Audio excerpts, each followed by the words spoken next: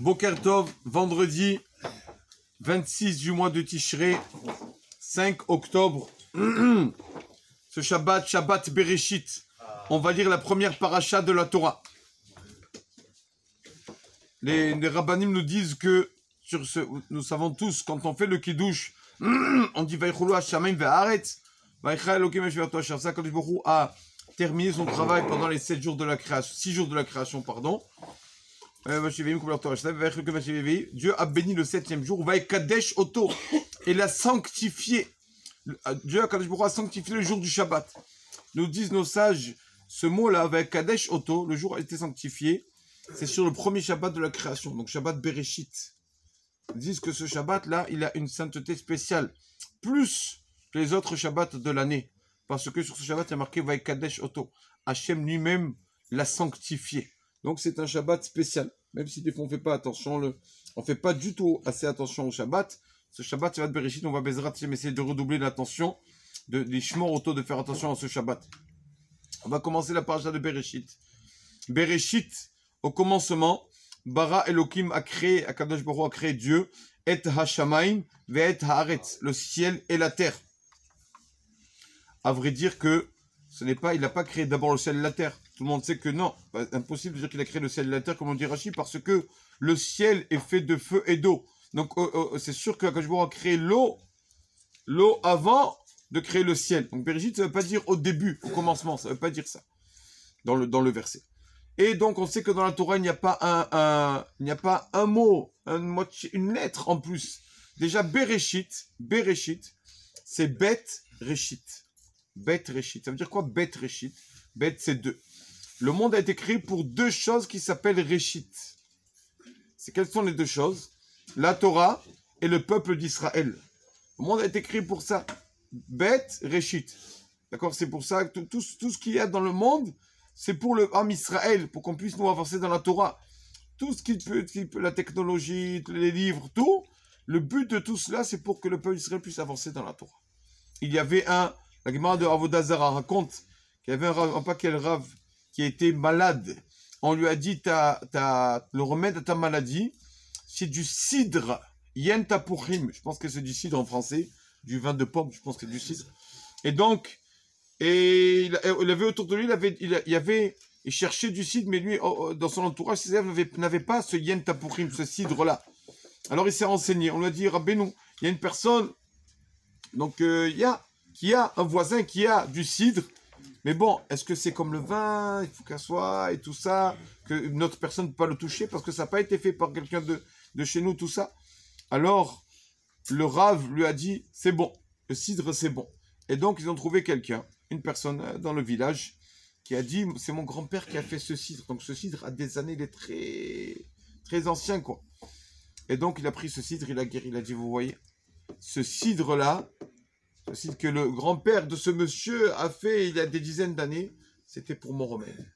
C'était pour moi. Il a été créé pour moi, pour me guérir. Hachem, il a fait ça. Tout ce qu'il a fait à Kadosh Baruch Hu, Bet Reshit pour le Ham Israël. C'est pour ça qu'on voit à première vue deux mots qui sont en plus dans le verset.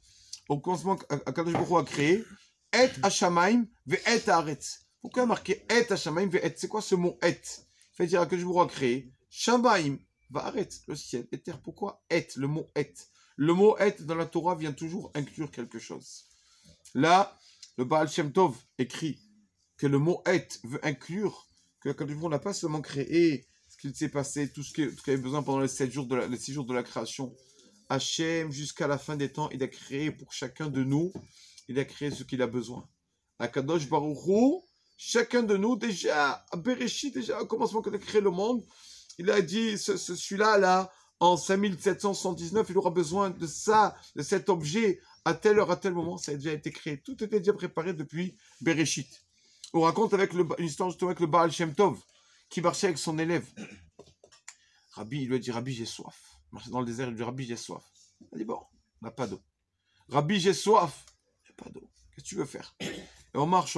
Il lui dit, Rabbi, comment ça se fait? J'ai très soif. Il lui a dit, dis-moi. Est-ce que tu crois vraiment en Dieu? Il lui a dit, oui, Rabbi, je crois en Dieu. Il lui a dit, est-ce que vraiment tu as la Emouna, tu as Kadosh Baruch Hu, quand il a créé le monde, il a aussi créé, il a préparé de l'eau pour toi, là, qui est dans le désert et qui a soif. Si tu as l'émouna en Dieu, tu crois que oui. Tu le sais que oui. Il a créé pour moi de l'eau. Si tu n'as pas l'émouna, tu dis non, Dieu, il n'y a pas d'eau pour moi. Il a dit oui, Rabbi.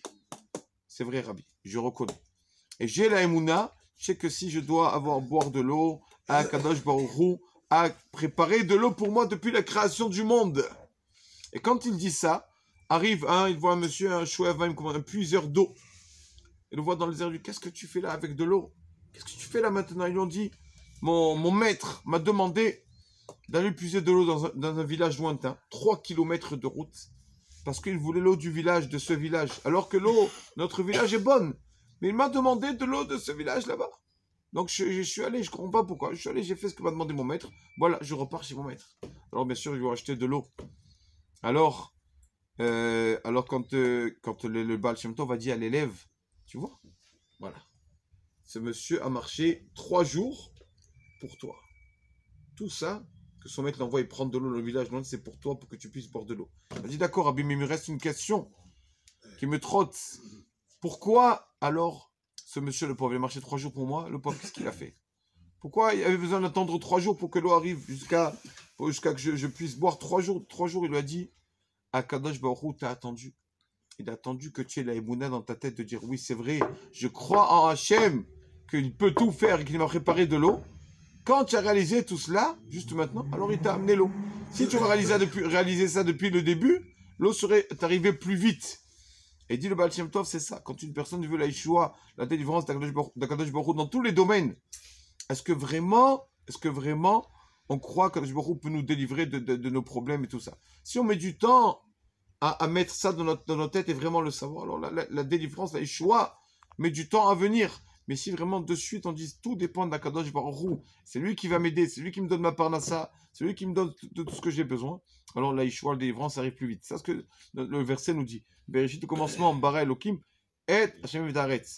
Pas seulement le ciel et la terre, mais aussi toute la nature, chaque personne du Ham Israël, chacun, pas le Ham Israël, tout le monde entier, les 6 jours de la création, Hachem a préparé pour chacun ce dont il avait besoin pour toute sa vie entière. Mais Hachem, des fois, attend que la personne le réalise. Quand la personne réalise, alors Hachem lui envoie tout cela. Shabbat Shalom, on